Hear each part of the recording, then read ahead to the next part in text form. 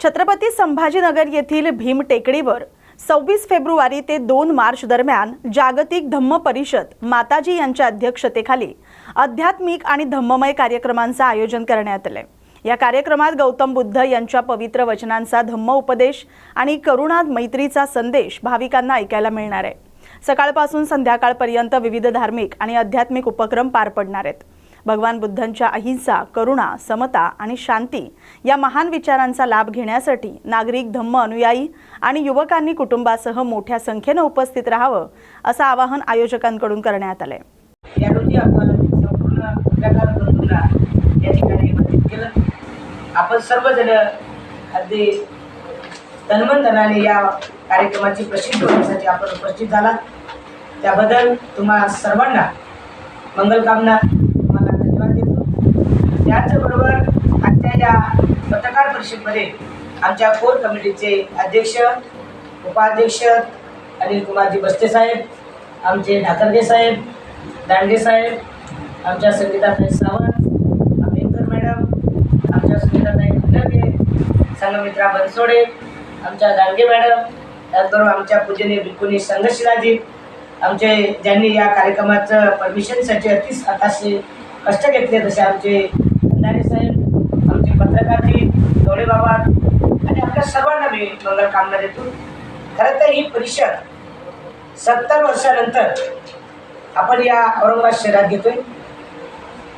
आपल्याला या परिषदेसाठी ज्यांनी हे ऑफिस दिलं असे आमचे महाउपासक अशोक डोंगरे साहेब यांना सुद्धा खूप खूप धन्यवाद देतो, मंगलकामना देतो।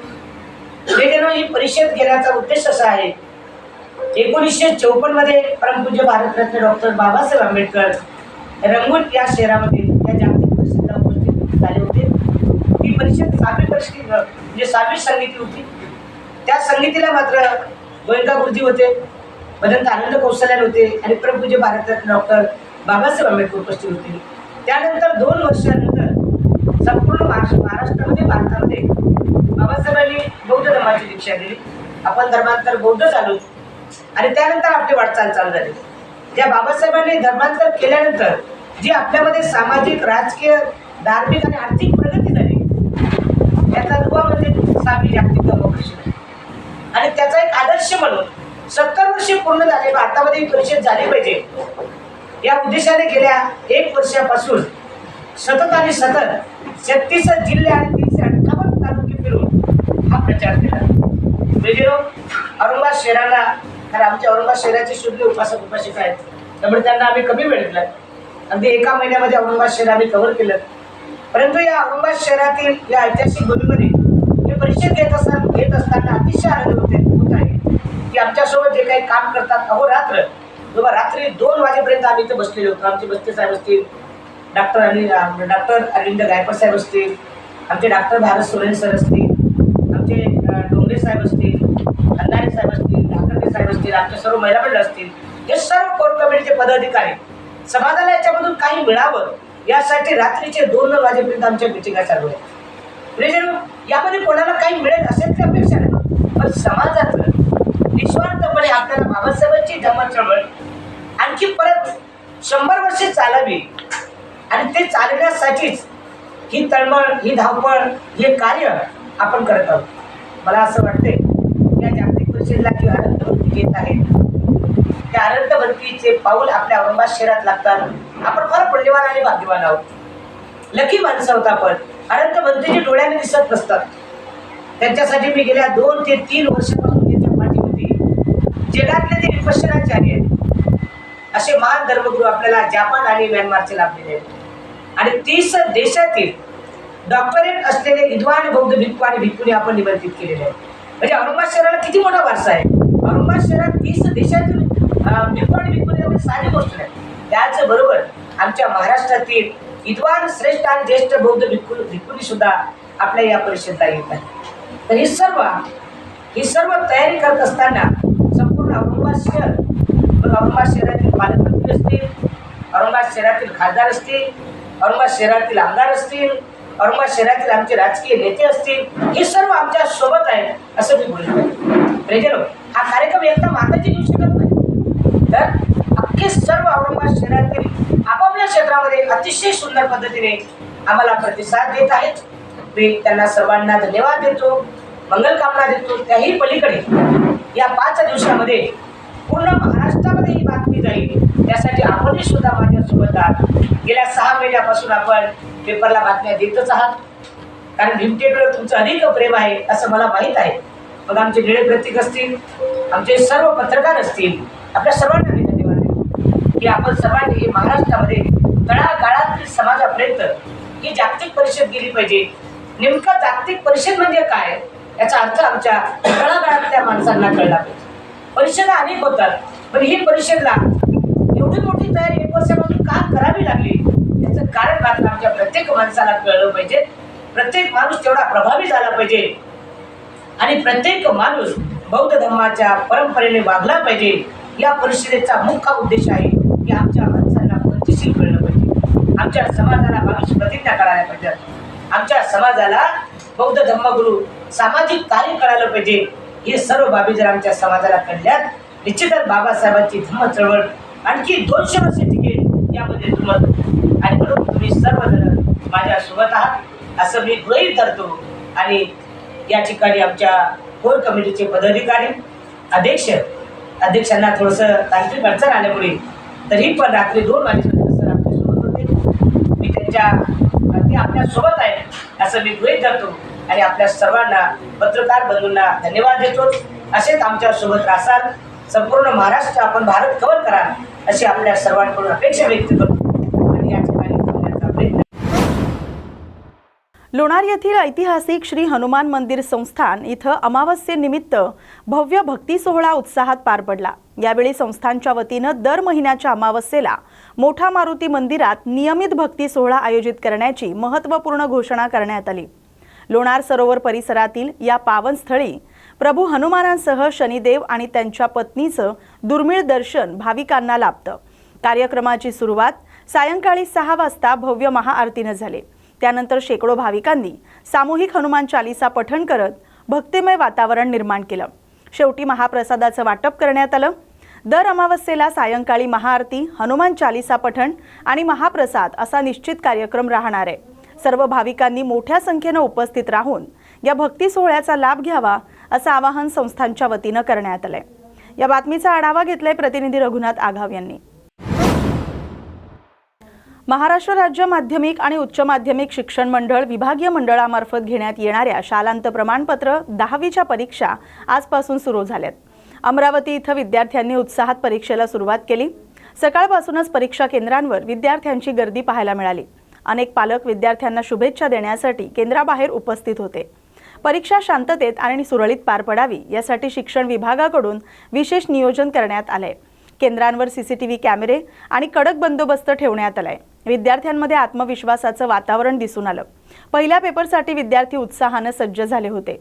पुढील काही दिवस परीक्षा कालावधी सुरू राहणार आहे. या बातमीचा आढावा घेतलाय प्रतिनिधी सोमेश्वर जेवडे यांनी. स्कूलमध्ये आलो तेव्हा थोडं घबराहट वाटली, पण अभ्यास करून आल्यामुळे असं काही वाटलं नाही. शाळा चांगलीच आहे, कॅमेरेगी आहे आणि अभ्यास पण चांगला झालेला आहे, त्यामुळे पेपरही चांगला सोडू शकतो. भीतीचं वातावरण पहिले वाटत होतं, आता नाही वाटत आहे. माझं नाव नैतिक रंगराव शिंदे.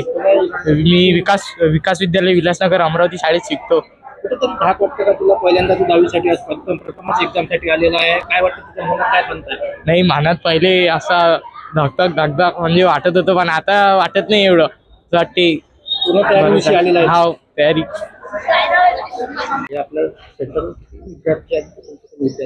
हे बघा सर, या सेंटरवरती एकूण 177 विद्यार्थी बसलेले आहेत आणि 2 माध्यमाचे पोरं आहे इथे. एक मराठी माध्यम आणि एक हिंदी माध्यम. त्यानंतर मी डेप्युटी कंडक्टर म्हणून इथे रुजू झालेलो आहे आणि ही परीक्षा प्रामाणिकपणे पार पाडण्याची दक्षता मी घेण्याचा प्रयत्न करतो. अपंग मुलासाठी सर स्पेशल व्यवस्था खाली बसण्यासाठी केलेली आहे. त्यांना खाली बसून त्यांना जे काही मदतीस लागले त्याची पण व्यवस्था शाळा करत आहे. एकूण 177 विद्यार्थी. आपण काय सांगणार आहे आणि किती विद्यार्थी आपली एक्झामसाठी आले? आमचं भाग्यश्री माध्यमिक व उच्च माध्यमिक विद्यालय हे 10व्या वर्गाचं परीक्षा सेंटर आहे. परीक्षा सेंटर क्रमांक 1253 आहे आणि एकूण जे मुख्य विषय आहेत त्या मुख्य विषयाला 226 विद्यार्थी अपीर झालेले आहेत. आज मराठीचा पेपर आहे, त्याच्यामध्ये 177 विद्यार्थी अपीर झालेले आहेत. CCTV कॅमेरे आहेत. बोर्डाचे जे काही निर्देश आहेत, सूचना आहेत, मार्गदर्शक सूचना आहेत, त्या सूचनेचं तंतोतंत पालन करून ही परीक्षा शांततेत आणि सुरळीत आणि कॉपीमुक्त करण्याचा आमचा मानस आहे आणि त्या पद्धतीने आम्ही घेणार आहोत. छत्रपती शिवाजी महाराज जयंतीनिमित्त साई गणेशा नगर इथं छत्रपती शंभूराजे प्रतिष्ठान तेल्हारा यांच्या वतीनं प्रेरणादायी कार्यक्रम उत्साहात पार पडला.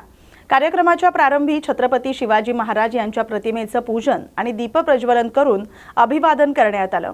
यावेळी हभप गुरुवर्य गोपाळ महाराज यांनी उपस्थितांना मार्गदर्शन करत स्वराज्य, न्याय, समानता, बंधुभाव आणि स्वातंत्र्य या मूल्यांचं महत्त्व अधोरेखित केलं. समाजानं सर्वसमावेशक दृष्टी ठेवून एकत्रितपणे कार्य करणं हीच शिवरायांना खरी मानवंदना असल्याचं त्यांनी सांगितलं. छत्रपती शंभूराजे बहुउद्देशीय क्रीडा शिक्षण संस्था आणि शंभूराजे प्रतिष्ठान यांच्या संयुक्त विद्यमाने झालेल्या या कार्यक्रमात अनेक शिवभक्तांनी सहभाग घेतला. शेवटी महाप्रसादाचं वितरण करून उपस्थितांचे आभार मानण्यात आले. या बातमीचा आढावा घेतलाय प्रतिनिधी राजेश पाटील खारोडे यांनी. महाराष्ट्र राज्य माध्यमिक आणि उच्च माध्यमिक शिक्षण मंडळ विभागीय मंडळामार्फत घेण्यात येणारी शालांत प्रमाणपत्र परीक्षा आजपासून सुरू झाली. पुणे जिल्हा शिक्षण मंडळाचे श्री शिवाजी विद्यालय देहू या केंद्रावर परीक्षेसाठी आलेल्या सर्व परीक्षार्थींचे गुलाब पुष्प आणि पेन देऊन स्वागत करण्यात आलं. पिंपरी चिंचवड महानगरपालिकेचे नवनिर्वाचित नगरसेवक धरमपाल तंत्रपाळे, विद्यालयाचे प्राचार्य साहेबराव शिंदे आणि केंद्र संचालक निवृत्ती लोखंडे यांच्या हस्ते स्वागत करण्यात आलं. यावेळी शुभेच्छा देताना तंत्रपाळे यांनी विद्यार्थ्यांना भविष्यात तुम्ही उच्च पदावर जाऊन अधिकारी व्हावेत अशा शुभेच्छा दिल्या. या बातमीचा आढावा घेतलाय प्रतिनिधी अरुण डिंबळे यांनी. शिवाजी महाराज यांची काल जयंती झाली.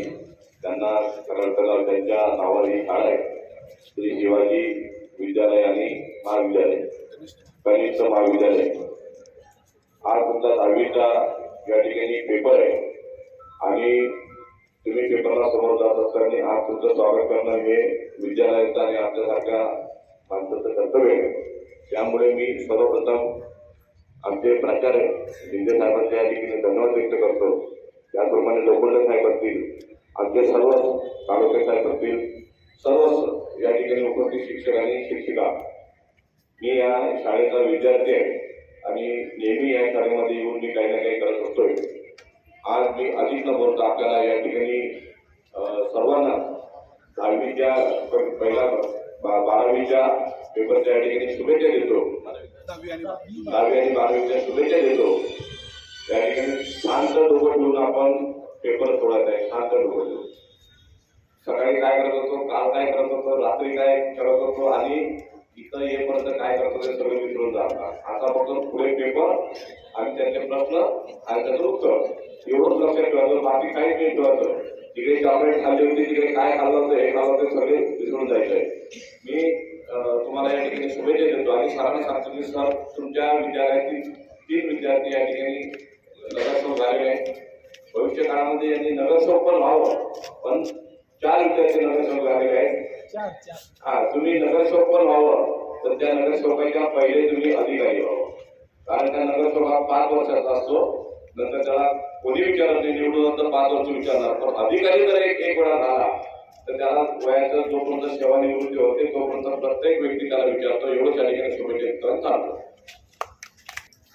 आज आपण इयत्ता 10वीचे जे विद्यार्थी हे SSC बोर्ड परीक्षा 2026 या परीक्षेसाठी सामोरे जात आहे. जीवनामध्ये आपल्याला भरपूर अशा परीक्षा द्यायचे आणि या प्रत्येक परीक्षेमध्ये उत्तुंग यश हे मिळवत जायचं आहे. याच्यासाठी आम्हा सर्वांतर्फे तुम्हाला मनपूर्वक अशा हार्दिक शुभेच्छा देतो. त्याचबरोबर मला अभिमानानं सांगायला वाटेल की आमच्या शाळेचे 4 विद्यार्थी नगरसेवक झालेले आणि आज त्यापैकी एक धर्मपाल तंत्रपाळे आपल्या ठिकाणी या विद्यार्थ्यांना शुभेच्छा देण्यासाठी आलेले त्यांचं मी विद्यालयातर्फे मनपूर्वक असं स्वागत करतो आणि आभारी मानतो. आणि त्यांची जी अपेक्षा आहे, माझ्या शाळेचे विद्यार्थी अधिकारी व्हावे, माझी तर अशी इच्छा आहे की माझ्या शाळेचा विद्यार्थी जो आहे कायम उच्च स्थानी असावा आणि ते स्वप्न आपलं सर्वांचं तुम्ही पूर्ण कराल यासाठी ईश्वरचरणी परत एकदा प्रार्थना करतो आणि तुम्हाला मनपूर्वक अशा हार्दिक शुभेच्छा देतो आणि या ठिकाणी मी थांबतो. येवला तालुक्यातील शिवसृष्टी परिसरातून मोटरसायकल चोरीची घटना समोर आली. संपूर्ण प्रकार सीसीटीव्ही कॅमेऱ्यात कैद झालाय. चिचोंडी बुद्रुक येथील बाबासाहेब भास्कर मडवई हे शिवजयंती निमित्त छत्रपती शिवाजी महाराज यांच्या दर्शनासाठी आले असताना त्यांनी आपली प्लॅटिना मोटरसायकल पार्क केली होती. दुपारच्या सुमारास अज्ञात इसमानं मोटरसायकल लंपास केल्याचं सीसीटीव्हीत दिसतंय. या प्रकरणी येवला पोलीस ठाणे इथं तक्रार दाखल करण्यात आले. पोलीस पुढील तपास करत आहेत. सदर मोटरसायकल कोणाला आढळल्यास 92 26 26 01 62 या क्रमांकावर संपर्क साधावा असं आवाहन करण्यात आलंय. नागरिकांनी आपली वाहनं सुरक्षित ठिकाणी उभी करावीत आणि सतर्क राहावं असं आवाहन करण्यात आलंय. या बातमीचा आढावा घेतलाय प्रतिनिधी प्रवीण पाटील यांनी. सभागृहात विरोधी पक्षनेत्याची तातडीनं नियुक्ती करावी अशी जोरदार मागणी केशव पोरजे यांनी केली आहे. सध्या सभागृहात सुरू असलेल्या कामकाजावर टीका करत त्यांनी आवाज दाबण्याचा प्रयत्न सुरू असून कोणीही विषयाला धरून बोलत नाही असा आरोप केलाय. सभागृहाच्या सुरळीत कामकाजासाठी विरोधी पक्षनेता आवश्यक असल्याचं त्यांनी स्पष्ट केलंय. सत्ताधारी पक्षातील सदस्यांमध्येच गोंधळ असल्याचा दावा करत त्यांनी या परिस्थितीत सक्षम विरोधी पक्षनेता असणं गरजेचं असल्याचं सांगितलं. प्रथमेश गीते यांची विरोधी पक्षनेता म्हणून नियुक्ती करावी अशी मागणी पक्षाच्या वतीनं पत्राद्वारे करण्यात आल्याचं पोरजे यांनी नमूद केलंय. मात्र याबाबत महापौरांकडून कोणतंही उत्तर मिळालं नसल्याची खंत त्यांनी व्यक्त केली आहे. जे चालू आहे ते संपूर्ण आवाज दाबण्याचे काम चालू आहे. आज महासभा आहेत, आपण सर्वजण पत्रकार बंधू बघत आहात की प्रचंड गोंधळ चालू आहे. कोणी विषयाला धरून बोलत नाहीये. कुठला विषय चालू आहे दुसऱ्या विषयावरती बोललं जातं आणि खरोखर सभागृहाला आज विरोधी पक्षनेत्याची गरज आहे. विरोधी पक्षनेता हा पाहिजेच आणि विरोधी पक्षनेता का नेमत नाहीये तर सभागृहात बोलू द्यायचं नाहीये. आता तुम्ही जर बघितलं असाल तर संपूर्ण भारतीय जनता पार्टीचे नगरसेवक बोलताय, ते झाले की लगेच इकडं शिंदे गटाचे नगरसेवक बोलताय. आम्हाला कोणालाही बोलू दिलं जात नाहीये. म्हणून सभागृहाला विरोधी पक्षनेत्याची खरोखर खूप गरज आहे. झालं काय की यांचे जे सीटं निवडून आलेत त्यांच्यामध्ये पदावरून प्रचंड भांडणं चालू आहेत. कोणाला सभागृह नेता व्हायचंय, कोणाला काय व्हायचं आहे आणि त्यांच्या नेमणुका होत नाही. त्याच्यामुळं विरोधी पक्षनेता नेमणूक करत नाही. ते आता तुम्ही महासभेमध्ये आवाज देखील उठवला होता की तुम्हाला विरोधी पक्षासाठी पत्र दिलं, त्याच्यावर काय उत्तर मिळालंय महापौर? नाही, उत्तरच दिलं नाही ना महापौरांनी. आम्ही सरळ प्रश्न विचारला महापौर मॅडमांना की आम्ही आमच्या पक्षाने शिवसेना उद्धव बाळासाहेब ठाकरे या पक्षाने आपल्याला पत्र दिलं आहे की प्रथमेश गीते यांची विरोधी पक्षनेता या पदावरती नेमणूक करण्यात यावी. तुम्ही त्या पत्राचं वाचन करा आणि ते नेमणूक करा. महापौरांनी त्याच्यावरती काहीच उत्तर दिलं नाही. हो, नाराजीच आहे ना. कारण की जर शहरात आपल्या नाशिक शहरामध्ये लवकरच कुंभमेळा होत आहेत आणि कुंभमेळा होत आहे, विकास कामं होणार आहेत, पण विरोधी पक्षनेता पाहिजे ना. म्हणजे जे काही तुम्ही करत आहात हे सर्व आम्हाला मान्य राहील असं नाहीच आहे. हा मनमानी कारभार कुठेतरी थांबला पाहिजे. जर लवकरच त्यांनी विरोधी पक्ष नेत्याची नेमणूक केली नाही तर निश्चित आम्ही सभागृह चालू देणार नाही. आम्ही सभागृहात समोर उतरणार आहोत. अर्जुन खोतकर यांनी जालना तालुक्यातील त्यांच्या संपर्क कार्यालयात जनता दरबार आयोजित केला, ज्यामध्ये शेकडो नागरिक आपापल्या तक्रारी घेऊन आले. मागील काही महिन्यांपासून अधिकारी नागरिकांच्या समस्या सोडवत नसल्याच्या तक्रारी खोतकरांच्या कानी पोहोचल्यामुळे हा दरबार भरवण्यात आला. दरबारात येणाऱ्या नागरिकांच्या तक्रारींचा थेट निपटारा होत असल्यानं नागरिकांमध्ये समाधान व्यक्त होत आहे. मग तो तहसीलमध्ये अडकून आहे, पंचायत समितीमध्ये अडकून आहे, जिल्हा परिषदेमध्ये, महानगरपालिकेमध्ये अडकून आहे. माझी तो प्रश्न त्याचा सुटला पाहिजे. मध्ये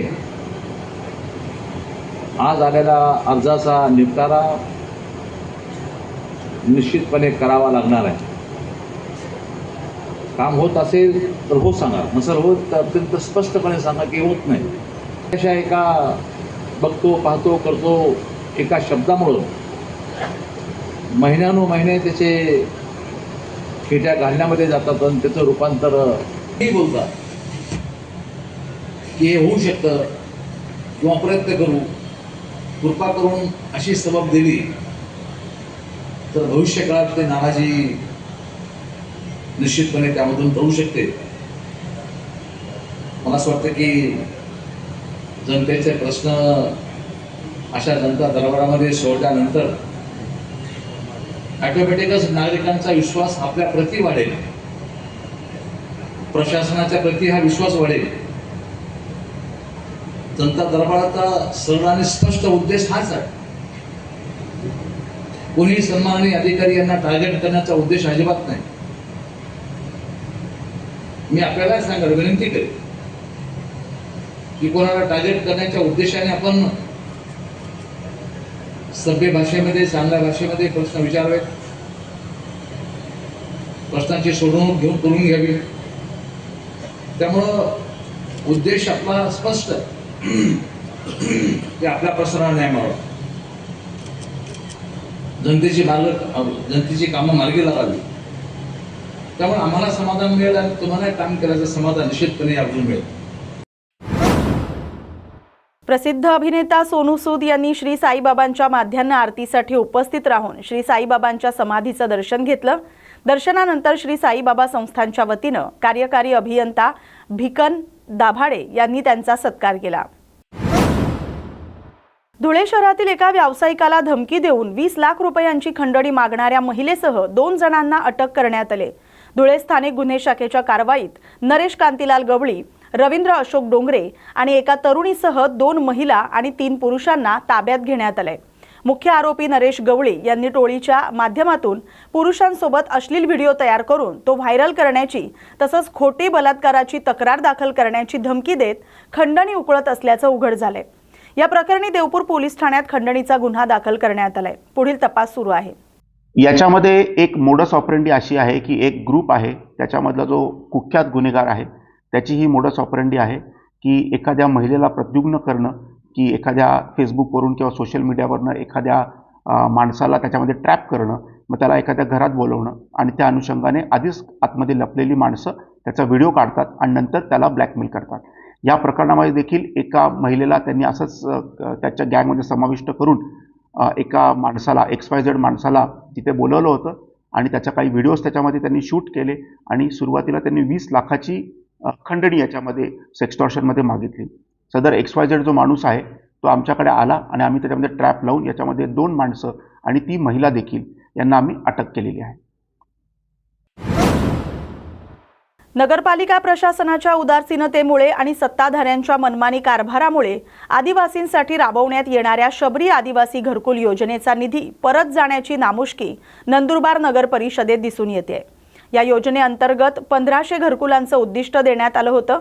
त्यासाठी 12 कोटी रुपयांच्या निधीची तरतूद करण्यात आली होती. मात्र स्थानिक नगरपालिका प्रशासनाच्या उदासीन कारभारामुळे हा निधी परत जाण्याच्या मार्गावर आहे.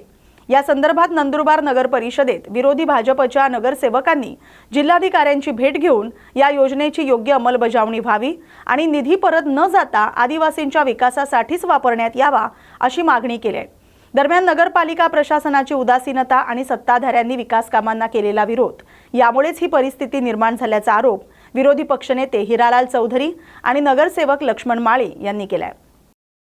विरोध होतो यासाठी मला वाटतं की डॉक्टर गावित साहेबांनी जेव्हा सुद्धा नंदुरबार शहरासाठी काहीतरी निधी मंजूर करून दिला आहे, त्याच्या प्रत्येक निधीला किंवा त्यांच्या प्रत्येक उपक्रमाला सत्ताधारी चंद्रकांत रघुवंशी यांनी विरोध केलेला आहे. तापीवरून जी पाणी पुरवठा योजना होती ती सुद्धा खूप चांगली संकल्पना होती, परंतु नंदुरबार नगर परिषदेने त्याच्याकडे लक्ष दिलं नाही. त्याच्यानंतर विविध समाजांसाठी, धार्मिक स्थळांसाठी जवळपास 56 कोटी रुपये गावित साहेबांनी मंजूर करून आणून दिले होते. त्याच्या संदर्भात सुद्धा रघुवंशींनी एक प्रकारे धमकी दिली विविध समाजांना की हा निधीचा वापर फक्त शासकीय जागेवरच व्हायला पाहिजे. याच्या अगोदर अनेक खाजगी जागांवर सुद्धा नंदुरबार नगर परिषदेने बांधकाम केलेलं आहे आणि हे त्यांच्या आम्ही निदर्शनाला सुद्धा आणून दिलेलं आहे. पण तरी सुद्धा हा निधीचा वापर नको व्हायला पाहिजे, एकूण गावी साहेबांचं नाव नको व्हायला पाहिजे. याच्यासाठी त्यांनी हा विरोध केलेला आहे असं मला वाटतं. नुकत्याच पार पडलेल्या महानगरपालिका निवडणुकीनंतर प्रभाग क्रमांक 3 मध्ये घडलेल्या घटनेत शिंदे सेनेचे शहर प्रमुख श्याम कोकाटे यांच्यावर गंभीर आरोप करण्यात आलेत. गजानन कोकाटे आणि त्यांच्या वडिलांवर बेदम मारहाण करण्यात आल्याचा दावा करण्यात आलाय. गजानन कोकाटे यांनी सांगितलं की निवडणुकीतील पराभवाचा राग धरून श्याम कोकाटे यांनी तुम्ही मला राजकारणातून संपवलं, मी तुम्हाला जीवनातून संपवेन अशी धमकी देत मारहाण केली आहे. यामध्ये दोघे जखमी झालेत. त्यांनी श्याम कोकाटे हे बालाजी कल्याणकर यांचे समर्थक असून आमदार आणि उपमुख्यमंत्री एकनाथ शिंदे यांच्या पाठिंब्याचा उल्लेख करत पोलिसांवर दबाव टाकण्याचा प्रयत्न केल्याचा आरोप केलाय. गजानन कोकाटे यांनी श्याम कोकाटे यांच्यावर तात्काळ गुन्हा दाखल करण्याची मागणी केली. सध्या ज्यावेळेस त्यानं नगरसेवक होता त्यानंच रोड केला, त्यानंच उभं टाकून रोड केला. मग त्याला पाणी कुणीकडे काढायचं ते कळालं नाही का?